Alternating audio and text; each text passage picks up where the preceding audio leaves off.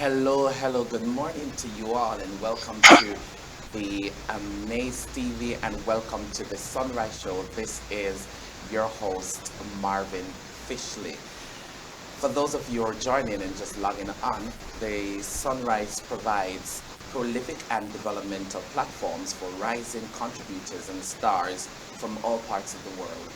We talk about things that affect our day-to-day living, including recognizing the positive and robust work that these specific individuals have towards the socioeconomic needs and ways to continuously advance dreams, goals, aspirations, including the confidence, or a matter of fact, raising the confidence of teams and individuals both on a national and local level.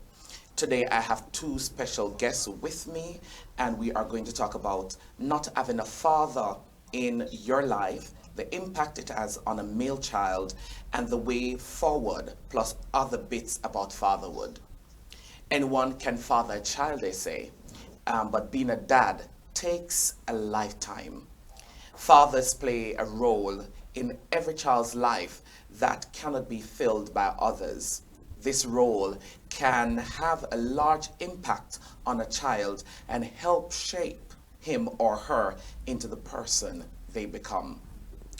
Narratively speaking, many individuals can attest to the fact that the lasting impact of a father in a child's life cannot be denied. Many would admit that they have struggled with feelings of abandonment and low self-esteem due to the lack of a father's love in their lives.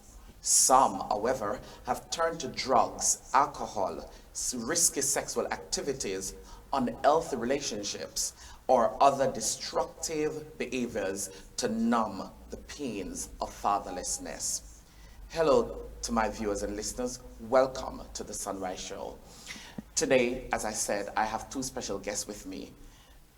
In studio with me is Blessing Nundu, and virtually connected with me is Edwin Mason, who is a father, a teacher, a husband, and also a spiritual guide, spiritual mentor. Welcome, men, gentlemen.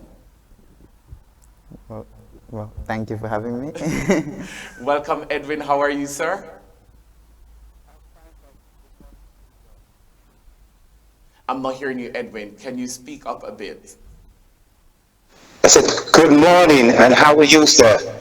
Good morning. I'm well, and I'm doing really well. I must say to you, not to Blessing as yet, but to you, sir, happy Father's Day, belated Father's Day. We celebrated Father's Day yesterday, and to all the fathers who are watching and connecting this morning, I just want to say happy belated Father's Day. How was your Father's Day, Edwin? I had a very relaxing day yesterday. I was pampered, Yes. fed, was watered, and I couldn't have asked for anything more. That's great. And I also know, I must say congratulations to you as well, because on Saturday you celebrated your 33 anniversary, wedding anniversary to the beautiful and amazing woman of God, Joy Mason. Congratulations to you both. Thank you so much. I do appreciate it, and I pray that God will richly bless you in abundance. Amen. Right. That's good. And also, I must say that they normally say that for 33 years of wedding anniversary and being with one person for 33 years, that's a life sentence. Is that the case for you? Is it a life sentence, or it is a journey of, memorable moments and, occasions? I think it's more than a life sentence, but yes, it is. We have loads of memories, and it's a matter of always working at your marriage and making sure that fire you first had, it doesn't actually burn out. And if that does happen, then you have to get back on track. You have to do something to try and get that back on track, and that's what keeps it alive, keeps it going. So it's all about keeping that fire going, keeping the sparks going all the time. They're going to be ups and downs, but you have to keep it going. Am I right? It's, of course, as you know, women have babies and the bodies change, and you have to learn as a husband, you have to learn to adapt when they change in order for the marriage to work really well. That's right. And you're a father of two beautiful grown children. And I'm sure it's a blessing being a dad. I know that they looked up to you gracefully. And I can see that big, broad smile on your face right now because I'm sure they are in the house and they're watching Daddy on live on AMAZE TV on the Sunrise Show. Yes, I'm very proud of them both, and it's a blessing to have children. As the Lord said, it's a blessing to have children, and they've made my life so happier. It's like it's just completed, you know, and I just give God thanks for that. That's right. But in studio, Edwin, and to my viewers and listeners, is Blessing Nindu. Blessing is a young man. He's a university student. He's a second year. Yeah, going into my third. Second year, going into his third year in university.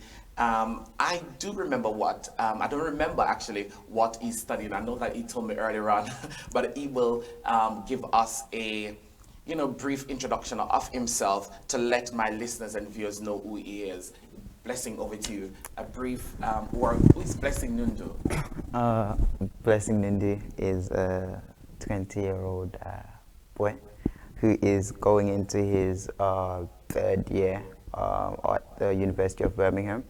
So I do sports and exercise science, and I'm planning on doing a master's as well. I'm also working on like 2 businesses that I'm trying to build. So by God's grace, they will all be. And what are those businesses? I know that you have the YouTube blog, which is really going well so far. So I'm also a YouTuber. My YouTube name is Provision in Pain. I kind of talk just about my journey. Your journey. We're gonna get right through that because it's about provision and pain. Yeah. Exactly. And you are a Christian as well. Yeah. I'm a Christian. And which church do you attend in Birmingham? Destiny International. Destiny International. So we want to shout out to all the pastor and ministers and brothers and sisters in Birmingham at Destiny International. For those of you who are joining and watching, I have in studio with me Blessing, your very own brother, here with me. We're going to talk about provision and pain. We're going to talk about so many stuff, and we're just going to get right into it. So Blessing, for my viewers and listeners, Blessing is a young man, as you can see. He's 20 years old, going to be 21 very soon. And Blessing, we spoke, and you have for a young man, you have a very interesting story to tell, and how you have triumphed over those obstacles and those pain and the provision that has been set while you were going through those pain. But as a young man, at age 6, you lost your mom.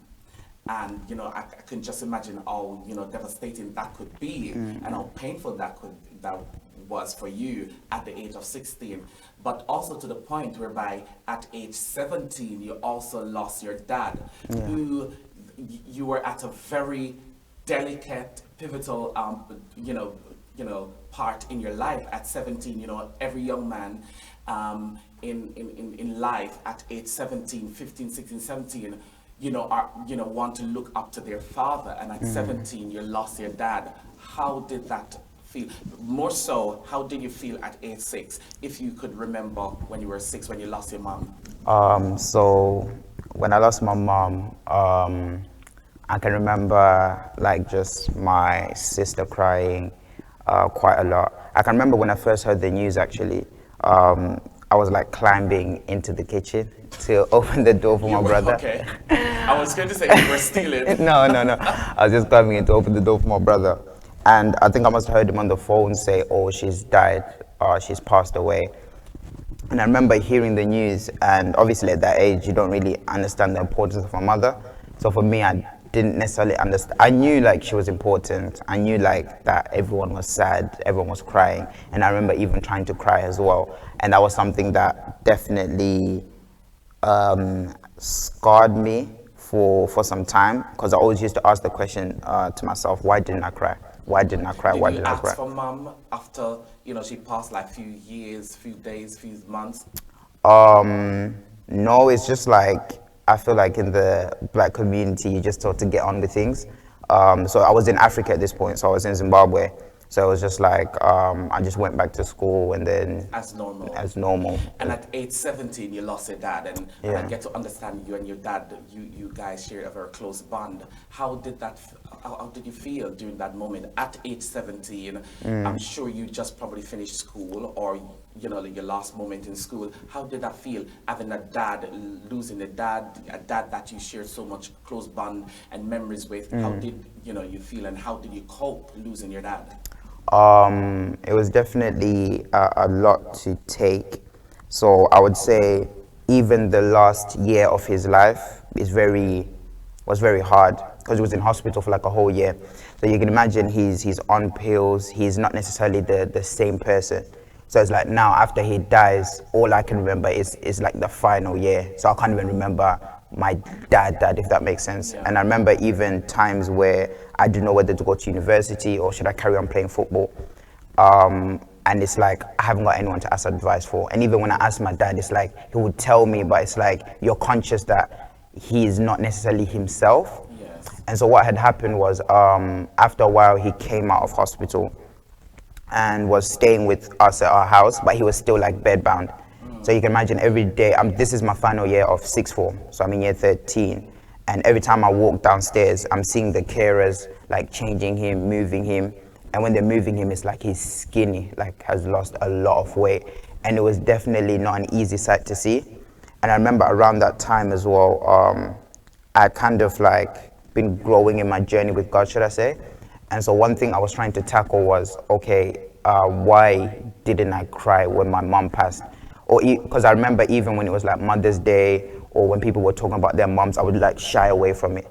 And it was something that I was actually embarrassed of. Like I felt like, and it was almost like an insecurity when people would be like, I can remember in secondary school, people talking and they're saying, oh, I'm getting my mother for this for Mother's Day. I'm getting my mom this, I'm getting my mom this.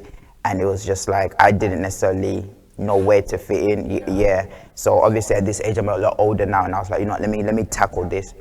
So at the same time, I'm trying to tackle this, but then at the same time, I'm going back home to my dad, and he's skinny, and he's just, it was very, it was not an easy sight to see. And I feel like what even added onto this was I went to a school in Birmingham, and it was kind of like, I live in Warsaw, so I had to catch 2 buses to get there. So I have to get up at 6, catch 2 buses, go to school, and then I'm also doing a football program at the same time. So we have school from like, I think 6 until 12, and then from 1 until like 4-ish, we have a football session, like football training and stuff like that. And we train Monday, Tuesday, off Wednesday, Thursday, Friday, Saturday. So my only days off are Wednesday and Sunday.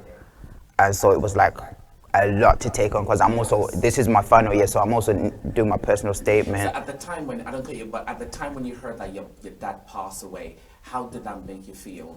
Did you cry? Because you didn't cry when your mom passed, but when your dad passed, did you cry? When I first heard the news, I was very confused. I remember my sister calling me, like I had like 16 missed calls and my phone was off. And I'm thinking, what's going on? I get on the bus and I'm thinking of the worst, and I'm like, oh my days. And then I'm asking my sister, what is it? And then she just tells me, don't matter, just wait until you get home. So I'm thinking, okay, that means it's okay. If it was something, then she would have told me now. And I get home and then I see my brother, he's just sitting by the fire. And I ask him, okay, is everything okay? And then he just told me, oh, dad has passed. Did you cry at that point? I actually didn't. And to this day, you haven't cried? No, so what had happened was I didn't cry. I remember sitting there and just looking. Feeling. Yeah, I don't know what it was, but then what happened was when I went to when my sister came, because my sister was still at the hospital, there's something going on. And so she came, and then when I gave her a hug, that's when I started crying. Right. Yeah, because it was like... And tell me, Blessing, after, your dad passed away, it must have been very difficult because you were 17 at the time and going into 18. Now that your dad has passed away, and we have just celebrated Father's Day yesterday, how did that felt for you in terms of your dad is not there? You once shared a close bond with him. We have Edwin who is watching, who is also a dad of two. How did that make you feel, you know, being fatherless at this time, at such a young age? What is the impact that this has on you as an individual, as a young man growing up, and, you know, who needs their father? How would it feel for you yesterday? I'll say yesterday, that was a different experience. When it first happened, I can remember just feeling, because so my dad passed away 18th of May. So you can imagine Father's Day is right around the corner. Exactly. Not only that, my birthday is in April as well. So I'm actually 17, then I'm turning 18 next And month, then Father's and Day. then Father's Day. So it's like, you can imagine it was just a plethora of emotions, just being angry at God, just being angry at life, and just giving Were up. you angry at yourself? Definitely, because I feel like when your parents pass away, whatever bad things you did to them becomes magnified. Like that's all your mind thinks on. The time you should have spent time with them. You're motherless and you're fatherless. And do you have anyone that you looked up to in this time as a father figure? And if you do, is it the same feeling as, you know, if your dad was there? Do you? I wouldn't say I necessarily have someone I look up to as a father figure. I have obviously brothers in church, like Josh, John, Sam, Femi, quite a few of them who I guess I speak to and just kind of like learn from. But I wouldn't say I necessarily have someone as like a father figure that I look up to. And I remember even one thought that I have is like, even if I have this father figure, he will never care for me like my actual father. So because my mind always thinks that it's like, nah, there's no point, I might as well just kind of But like then again, you're battling so many emotions and so many pain, and that's why your YouTube blog spoke about provision in pain, and so we want to touch that later on. But tell me something, Blessing. You know, I know that, you know, off air when we spoke, you also mentioned there's so many stuff that goes on in your mind during those periods and after your father passed away, because there was no father figure there. Your you're fatherless. There were suicidal thoughts that go through your mind. There were depression. There was stress. There were so many things you felt like, you know, you'd have probably given up and all of those stuff. What make you not venture out in those areas? I know you have a plethora of friends at university within sixth form that were not necessarily Christians, and they were influencers to you as a young man to probably go another journey in terms of probably do drugs and alcohol. But what made you not turn into that? I know that you spoke to me that there many times you had loads of suicidal thought. What kept you from committing suicide? What kept you from going down the path, those deviant behaviors? What kept you? I would say the hardest time for me was actually when he was in hospital, not necessarily when he died. Because when he's in hospital, I have so many things I'm carrying. So I'm trying to also do my football career. I'm also trying to do my actual work. By God's grace, I got the highest grade I could have got. And I'm also having to, you know, come home. I'm either cooking, cleaning, or I'm going to the hospital and seeing how he's doing or feeding him. So it's like my mind, I'm never resting at all. My mind was, and even after he passed, my mind was like that for like a year, and it was hard for me to just sit still. So do you think that you do that just to suppress the pain? Or suppress the reality that you have no dad? I wouldn't say I do it to necessarily suppress the pain, but it was just as a thing that I had to do to be able to cope. So I remember one time, even the thing you talked about, suicidal thoughts. There was one time where I came home and it was just getting hard and hard and hard. And the thoughts generally were in my mind. I was, you know, thinking about it. By God's grace, you know, people were praying. I had a mentor at that time who I talked to about it as well. And I think that was definitely a godly intervention. Because I feel like I'm not a person that talks to people. So if he hadn't been there to ask me these questions, to check up on me, to then say, actually, let's do a 21 days where we just pray. We'll pray together 30 minutes, that's all. And obviously me, I don't necessarily understand. I'm like, okay. But then after I didn't realize that stuff like kind of kept me, if that makes sense. And then also at that same time, kind of going through depression, not caring about life anymore. I remember when it was New Year's, so 2017, and then when we're going into 18, he's still in hospital. I remember not having any goals, not any dream. I didn't even care about New Year's resolutions. I was just like, I really do not care about life right now. And so those were the things that I kind of went through. And then so when he died, I remember that thought came straight back into my head, suicide. But then I thought about my sister, and then I was like, you know what, I can't leave her by herself. At this point, But your sister was much older than you? Yeah, my sister's much older than me. But she could have probably taken care of herself. Yeah, but me and her are quite close, and I knew if she lost my dad, then loses me, that's a pain that I would not want my sister to carry, just how much I love her. And I was like, you know, I'm just gonna stay for her, regardless if I want to live or not. I'm just gonna stay. Did you want her to live at that time? Nah, I was just, yeah, it was just a lot. You probably spoke in your quiet time, probably in your bed, and say, you know, you wish you could just die? I wouldn't say it got to that extreme. I definitely would kind of try to distract myself by either sleeping. I remember there was a time where I was drinking a bit, but I don't think it was for me. I'd done it, and it definitely helped for some time. But then I always saw that when you wake up, your problems are waiting right there for you, and they're always gonna come to you. And so that didn't really do anything for me. So I guess the only thing I could do was just suppress these things and just try and move on with life. But then even with the suppressing thing, I feel like it only works for some time.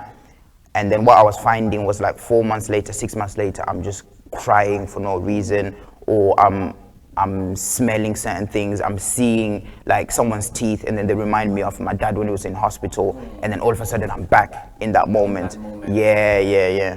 Edwin, over to you. You have listened to Blessing story about losing his mom, more so losing his father.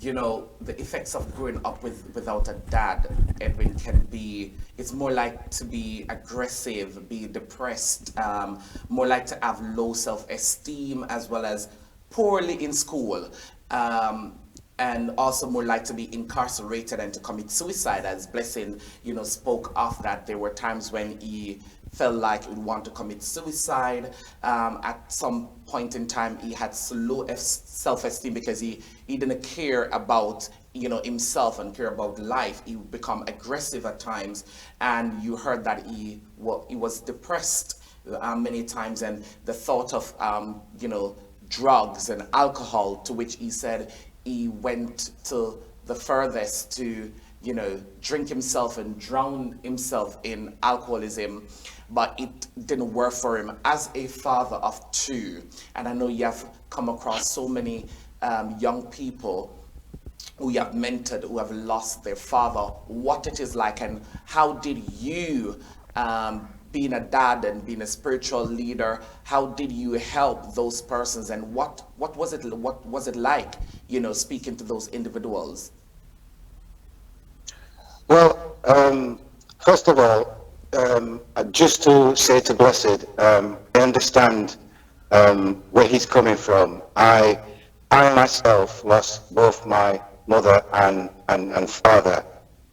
My father, I lost my father first, and because my mother and father was very, very close, it wasn't long after my dad died. My mother, she just pined, literally pined after my dad, and she just wanted to be with him. So she didn't last too long after he died. But the thing about losing your parents, it's not the end. You know, you do feel really bad. Yes. Nobody can ever replace your mother and your father. But what I will say is, having a spiritual father makes a difference in your lives. I wasn't later on in life. I had a spiritual father. I was so blessed to have Bishop Fitzroy Sterling into my life. Now, he's the type of guy who he can see things into your life, you know, especially when things are not going right for you, or if you're doing something wrong. He will automatically ring you up and tell you straight away. Yes. And I used to think to myself, why? How come this man knows so much about me? Yeah, and the thing is, I used to say to Joy, is this guy some kind of a witch doctor? You know, because he Yes. seems to know when I've done something wrong, or when I've said something wrong, or what I shouldn't have been doing. He seems to know. And Yes. he's always there to encourage me. And I can't lie, because the thing is, when he tells me, it's the truth, because I'm thinking to myself, how did he know? Unless Yes. God showed him this, there was no way, he could have known about it. So I knew he was a man that was close to God, living close to God. And the thing is, having a spiritual father does make a difference, because he prayed with you, you know. And once I lost my parents, it was hard. But the good thing about it is, I gained a lot more fathers because I was in the church. Yes. And having fathers around you makes a difference. You know, I think I was at a convention somewhere. I can't remember if it was my mom told me. She says, young children, when they get to the age of 13, imagine they're on an aeroplane, yeah, Yes. and the aeroplane starts to tilt, Yes. yeah, and if you haven't got that father figure there to sort of tilt Balance. you back and Yes. bring you back on course to balance you, if that father is not there, you will end up going tilting. And Yes. you'll end up going down the wrong road, with the road that you should not have been going down. The thing is, a lot of these young people, I found out with my children, especially with my son, um, a lot of fathers out there, they're not married, they're single, and the wife usually brings up, well, the woman normally brings up the child, and because Aaron's come from a well-established home like myself and Joy, what he tried to do, what we found out, when he used to go out and play with his friends, we found out a lot of his friends had broken up. They lived separate lives. The father was in one house, the Yeah. mother was in one house. And he noticed his friends was, when they wanted something, they would go to the mother, and if the mother said no, if he couldn't have a bike or some trainers or a nice Nike T-shirt, if the Yes. mother said no, he would then, he or she would then go to the father Yes. and, and ask the father. Now, what they did, they played, these kids that play against the parents, the father and the mother. So if they couldn't get it off the mother, they go to the father. And if they couldn't get it off the father, they went to the mother. So he now comes back, trying it on with me and Joy. You know, if he'd ask his mum, and if his mum didn't say he couldn't have that, he'd then come and ask me. So we figured this out, and we said that, that has to stop, because you can't be asking either myself or my wife separate when we're a team. Me and my wife work together. So when he came and asked me, I would ask my wife, did my son talk to you regarding, what he was asking for? And she would say, yes, but if he hadn't told me, then, Yes. what we would do would actually take one another, oh, this has to stop. We have to talk together. He has to speak to us together. And he can't come into the house thinking, what he's doing outside, he can do it in this house. Into this So, house. you know, it makes a big difference. It makes So a you big so you're difference. saying actually having a father in a child's life, especially a boy, a male child, it is very important. And if the father, in blessing case, who lost his father at such a delicate stage in his life, whether he has a mentor who he looks up to as a father figure or a spiritual person, you're saying that it is very important, that that person who is playing such a role know they even know the blessing story, what he has been through, so as to help him balance throughout, his young adulthood. Am I right? That's right. If he hasn't got that balance, or she hasn't got that balance, they will end up going the wrong way. But but You tell me, know, Edwin, this what is the secret of being a good father? well, to me, I don't think there is any secret, because you're learning. Nobody teach you how to be a father. It's all about learning as you're going on. I look to God to give me the wisdom, the knowledge, and the understanding to being a good father. Being a good father, to me, it means showing love, and not expecting anything back in return. Being a good father means to me raising our children into a respectable adults by teaching and being actively involved in their lives. You have Yes. to be involved in their lives. You need to know what they're doing. Pay a big interest, make a big interest into their lives. You know, a good father it has to be a good role model. Role You model. know, he's also to me, a good father is actually being a hero. My father Yes. was a hero. You know, I saw him to be strong. And You Edwin, know, you touch a very important point where you say, every day being a father, whether you're a biological father to one child or two or three, or whatever the amount is, whether you're biologically fathered or you are a stepdad or a spiritual dad or mentor. Once you are you're playing a significant role in the life of someone, a young man or a young woman, then every day you learn, and you learn every day to be a good person, a good father.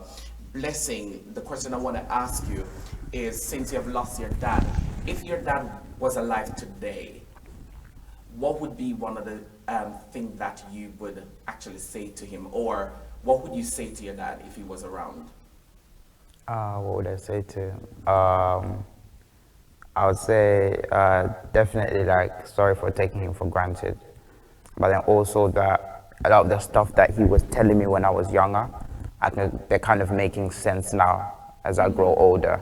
So then I'd also appreciate him for giving me that advice, even though I didn't listen then. A lot of it now is kind of like making sense as I'm starting to grow up, as well as I'm starting to see the world from a different Perspective. perspective. Yeah. So. And tell me what you know what is one of the most memorable moment that you can remember of your dad that both of you shared? I'd definitely say that because when I was doing my football thing, I feel like when I got signed at Warsaw Academy, that was something that he was very proud of, and I remember him telling like everyone, like people who I hadn't seen for 2 years knew I was playing for that team. I was like, how did you guys know? But yeah, I feel like that was just something that I think on sometimes as well. And also, even there was a time where before I got signed, I was playing at a final, and then our team was like no, we was drawing 1-1, and then I'm the one who scored the goal to make it like 2-1. I remember that was something that he was very proud of, because this was at a stadium as well. And he was there. Yeah, he was there. Yeah, we walked back together actually, because when I was playing, I got like cramp in my legs, so I was very like tired, and then he just like walked with me. But yeah, that was very. And not having that now, and you're on the field because you're doing sports science and you're on the field. You know how I would feel not having or seeing other youngsters like you having their father there, and your dad is not there. I mean, now you're in your second year at university, and you probably in your third year reaching to graduation, you'd really thinking that I wish my dad was here to cheer me on, to see how much whatever he wished for me, he desired for me to, to study sports science, I've accomplished it. How is that going to be for you? I feel like it's gonna be A broken moment? yeah, it's gonna be, I feel like a bittersweet moment. Because I feel like one thing you learn when you're going through all these things is that you start to become numb to it. So that you start to tell yourself, you know what, I don't need a parent, I don't need anyone in my life. So you don't like feel like you need them there, if that makes sense. So it's like when you just tell yourself, all I need is myself, then you feel like I won't necessarily be hurt if no one is there. So let's say even for example, for my sixth form, they gave me an award for the best student in my course. I remember the teacher saying they even wanted to give me that award for the best student, but I'd only been there for like a year because before that I was at a college. But they were just very proud of me and saying it's amazing how you went through all this year. Your dad was in hospital, then he died, and then after that you were still able to finish your BTech and even get the highest grade. So I remember them being very proud. But when I went there, I went by myself. I didn't go with them. I didn't tell my sister. I didn't tell my brother. There was no one there to represent you. Yeah, there was no, cause I would just usually tell myself I don't need it. I'm just gonna go by myself. And I remember being there. But is it that pain though? You was in your pain. I think Yeah. In pain, and then you just want to suppress. You don't want to live reality. If that makes sense. You don't want to live.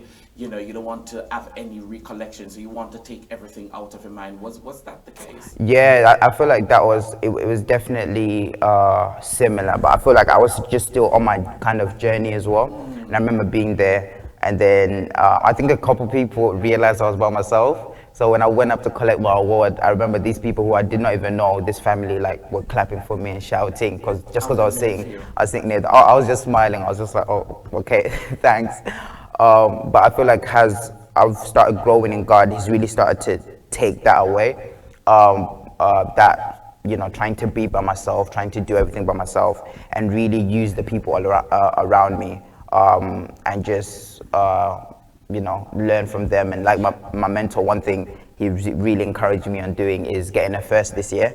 So obviously as I'm working hard, I know that would be a nice moment to share as well. So that's why I said bittersweet. Sweet in the terms of I've learned now, okay, I can't do everything by myself, and that there are people around me who love me, who I can speak to, who also are going to be proud of me when I have these achievements. But then bitter in the terms of, my dad is still not going to be there. So yeah, it'll be interesting. It'll be interesting. I feel like it would definitely be a milestone, because just even when I started uni, my dad had passed away 6 months before I started uni. So you can imagine, it's he's not there to cheer you on. Yeah. Not only is he not there to cheer me on, I've just gone through something very traumatic. So I remember even going to the morgue and seeing his body. So I've gone through something very traumatic, and now I'm just in uni. And now when I'm doing work, sometimes I'm upset, sometimes I'm feeling angry, and I don't know where it's coming from, and I don't understand. And it was only after maybe a year, I had to tell myself yo, your dad passed away not long ago. It's okay to be upset sometimes. I used to cry. It's okay to 100%. I feel like that was even the biggest one I learned. It's okay to cry. I had to tell myself it's okay. It's okay. But your dad normally tells you that he loves you, and you said, "I love you, Dad." But now having him not around and no one there to say, a blessing, I love you, because those three words they're very impactful in one's life, especially on a male receiving it from his dad. How do you feel not hearing those three words, I love you, blessing from your dad? I don't know actually. I feel like it's definitely quite difficult, and I guess something I tried to numb myself against. But recently I did a 5-day fasting, and I feel like during that fast, one thing I just kind of started to understand is more about God's love, and how it says that while you were yet sinners, that Christ died for you. But apart from God's love, because I know that you're a Christian, apart from God's love, and Edwin, I'm coming over to you with this question, because Edwin, I'm going to ask you, I know you are a father to a grown man. I wouldn't say a young boy, a grown man. And knowing the person you are, I know you relentlessly and, probably, telling your son, I love you, I love you. How, you must have seen the reaction from your son whenever time you tell him, I love you, daddy love you. And when you give him, a father hug. I want to know from your perspective, from your point of view, how it make you feel and how it make your son feel, and the changes it caused in your son's life by you telling him, I love you, daddy love you, and hugging him. Blessing, we oftentimes say that we're Christians and we know that God loves us, but does that, fill the gap, from the physical, because we need that physical person. Apart from God, do you get that physical I love you and a hug from a father figure that you looked up to, that you probably yearning for? I definitely feel like the thing you was talking about in the terms of, yes, we do get God's love, but that can't replace like a physical touch, a physical hug. And that was even something that I used to tell people sometimes when they used to say, obviously God is there and stuff like that, but I would say, God can't pat me on my back. That's even one thing I wrote in my poem. I was like, all I wanted was someone to give me a hug and tell me they were proud of me. And pause it, for those who are watching, Blessing is also, what you call spoken word artist. Spoken word poet.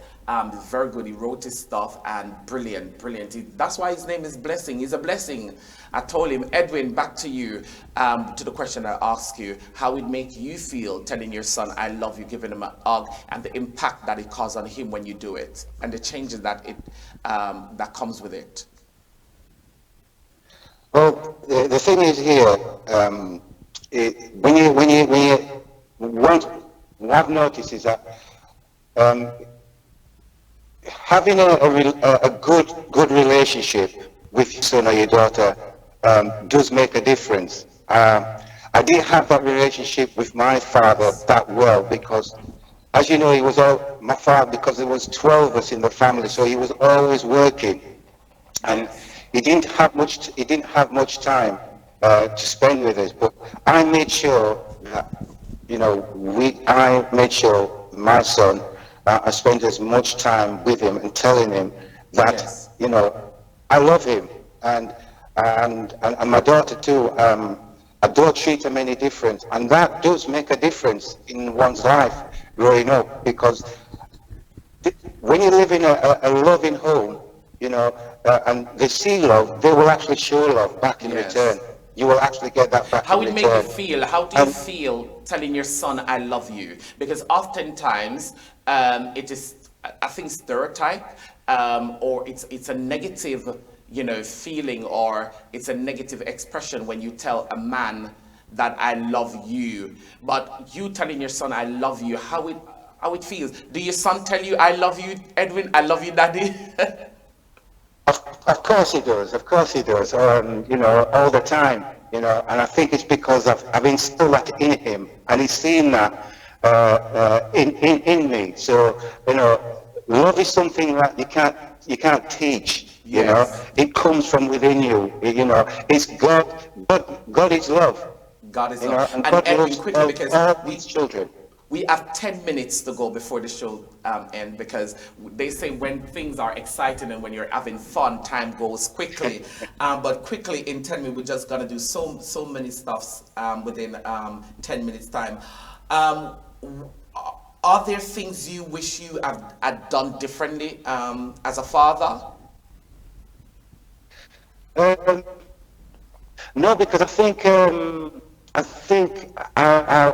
to myself that I've tried my best to be a very good father, and I've always been there for both my son and daughter. And wherever we went, we took them with us, So I don't think there would have been anything different. I would have done anything different, with my kids, because they were always with me, basically. And question, do you think today's fathers have things harder or easier than you had then? Yes, I do believe things are a lot easier for the young guys now these days. Um, if they've got a father figure in their lives, then it does become easier. It's when they haven't got that, it Yes. then becomes a problem. You know, like I said, they can be easily led down the wrong road if the father figure is not there to show them, set good examples. You know, Yes. and most of all, you know, you want our children to feel loved and accepted for Yes. who they are. You And know, Edwin, one question. What was one of the hardest moment you had being a father, and why was it hard? Should I guess it's when Joy had the first child and you have to get up late in the night to feed and to ush the baby back to bed? yeah, I suppose, yeah, I would say so because it was all new to me, you know. Yes. And the thing is, we, there had to be a balance, you know, Yes. there because I couldn't just leave everything to my wife to do because, you know, um, I had to do my best to help where I can, Where you when I can. can because Bless. it alleviate it for her to make it easy for Very her. well, very well. And Edwin, what would you like to say to fathers who are there and not in their child's life, whether it be a male or a daughter, but more so to their male child? What would you say to those fathers, whether it be fathers, stepfathers? What would you want to say to those fathers who are not playing the role of a father in their son's life? Well, I do believe they need to go down in prayer and But ask what the about those Heavenly persons who Father are who's our. not? What about those persons who are watching who are not a Christian? What would you say as well? Well, to them, you know, what they need to possibly do is pay a bit more interest in their children's lives, you know, and also make sure that they are, you know, accepting their children for who they are, and spending time makes a big difference because I noticed a young man came over from Jamaica and Yes. his father wasn't around, and I took him underneath my wings, and what I did, I spent time with him, and I got to know the guy. I really got to know, and I showed him all over wherever I went. I took him with me, and when he was going through problems, I was there for him to pray with him Yes. and direct him, you know, so that you know he can be on a straight and narrow path, and to get himself to a better place in life, you know, Yes. and just having that relationship, getting to know that person does different. Blessing, over to you. We have 8 minutes to go. What I want to ask you is, I know I've asked you, I think I've asked you before, but yesterday I realized that even on your WhatsApp social media page, you put your dad's grave and you were standing there. What comes to mind yesterday, Father's Day, not having a dad? I know you was with family. How did it make you feel? I feel like yesterday was a very good day actually. It was It very was a good good. day. Yeah, it was very good Father's Day. And the reason being, I feel like yesterday, I was just obviously I woke up early. I was doing my prayers and stuff like that. And I feel like one thing God was showing me was what that He's kind of been teaching me is that I held my dad up to a very like high standard, which is what I even said in my video. And I feel like that standard, I can't even live in that standard because I'm also human. I also make mistakes. Yes. So it's like now as I've grown and I've matured, it's And you're a like, Christian. yeah, it's like now I understand that yes, he made mistakes. Yes, he may have done X, Y, Z or said some things, but he also had times where he helped me, times where he did this. And I feel like sometimes us as kids, sometimes you hold on too much to what your parents have done, their mistakes, because you expect them to be perfect. But it's because you're looking from the outside. And I remember my brother saying to me, it's easy to judge from the crowd, but it's harder when you're inside. So Inside, it was, The context was he was preaching one time and I was telling him, oh, you should have done this, you should have done this, you should have done this. But he was saying to me, you know what, when people are in the crowd, they say, oh, Ronaldo should have passed this way or should have done this or should have done this. But once they're in the pitch, they'll see that it's a whole different, ball game. And it's like now as I've kind of growing up and I'm kind of maturing as well and I'm getting, I guess, more to be like a man, I'm starting to see like, oh, manhood is actually not easy at all. Like the things that you learned when you grew up or certain emotions or certain baggages that you have actually affect you when you're older. So it's like now I'm giving him a lot more grace. So it was like seeing him in a different light, almost like, you know what, no, he was really a good dad actually. Actually, he really did work hard. He really did do this for me. So it was like definitely an appreciation. Though he's not there, I feel like it was definitely, I can still appreciate him. And not only appreciate him, but then learn from what he did and just learn from how he fathered me. And so I can also be and I know that you're a Christian now. And what has been your journey like being a Christian? We have around 5 minutes to go. Yeah, again, man, I'd have to go back to God's love, because even after I tried to go away from Christianity, because I was like, I don't believe in God anymore. I was like, because of what you have been through, because of what I've been through, and because I'm losing all these things. And then there's a verse in Romans, I think 8:28, says all things work to the good to them, that love God.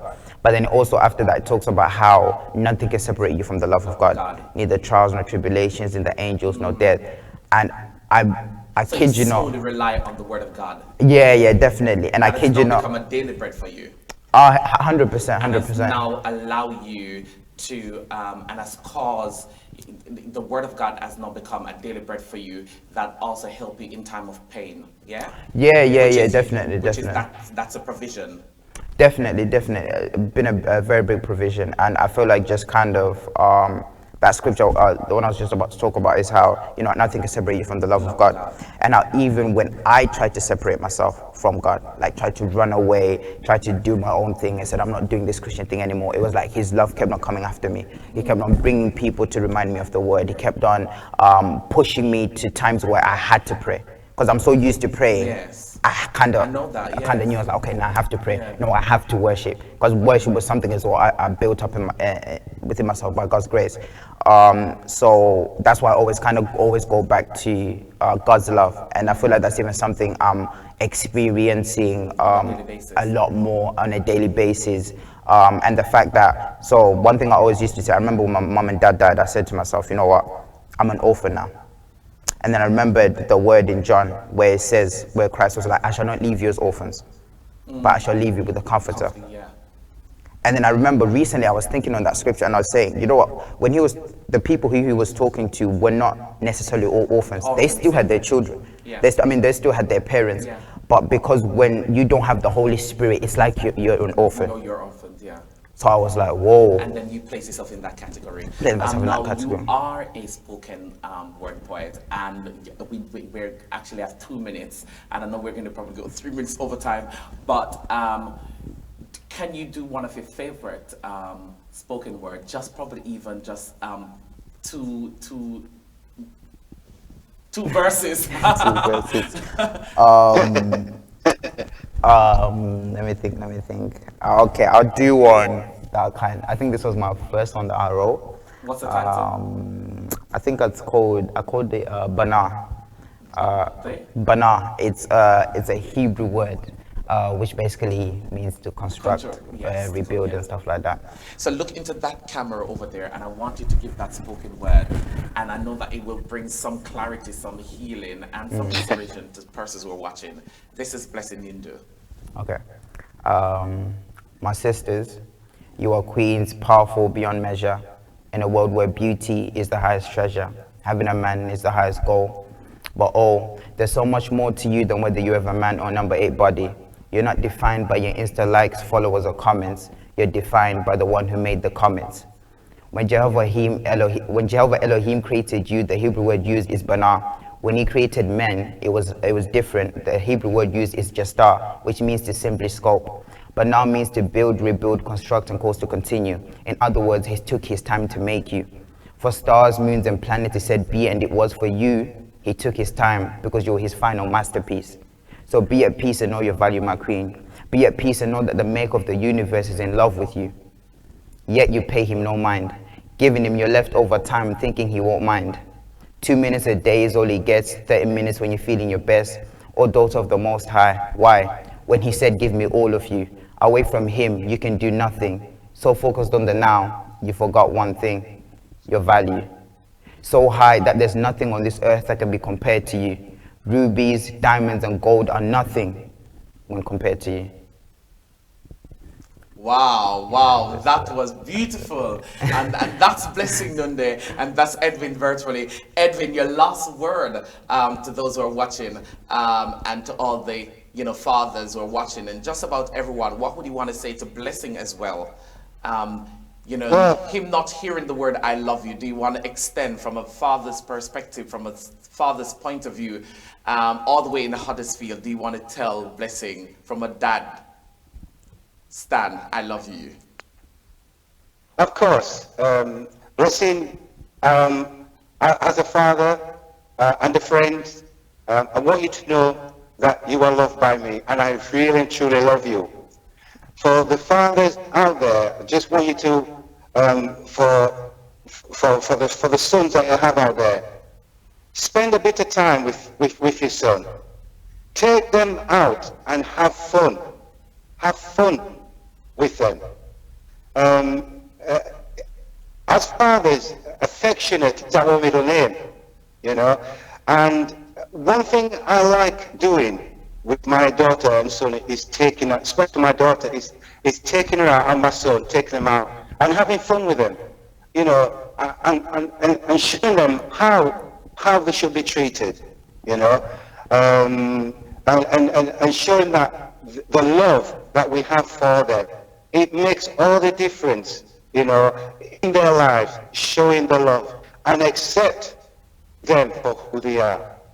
So fathers, take a little bit from that. Go out there, have fun with your young men, and try your best to have a relationship with them, and you will see things will start to soar and things will get a lot better in your life.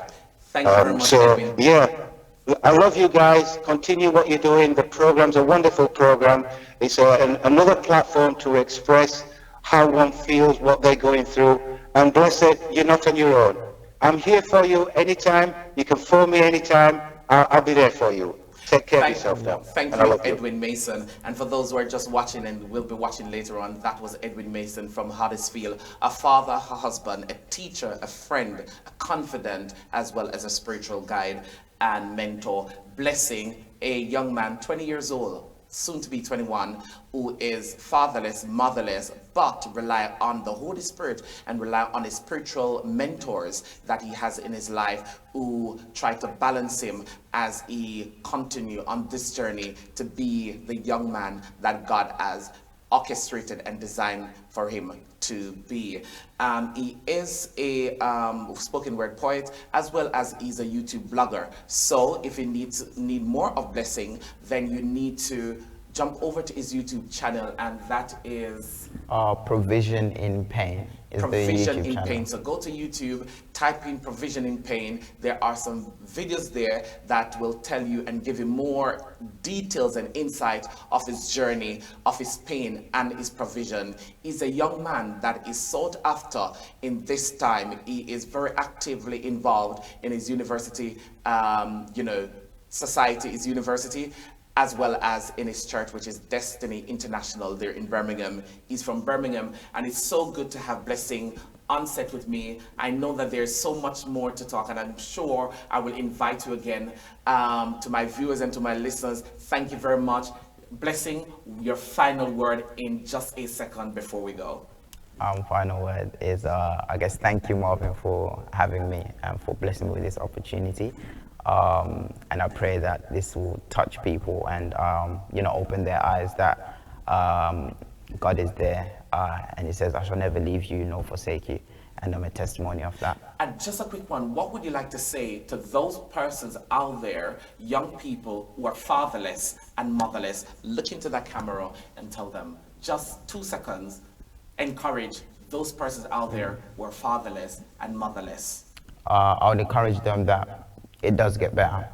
You will heal from this, and that because now you know the importance of having parents around, you're going to be a very good parent to your children now. Yeah. Yes, so guys, thank you for watching. Continue to share the video.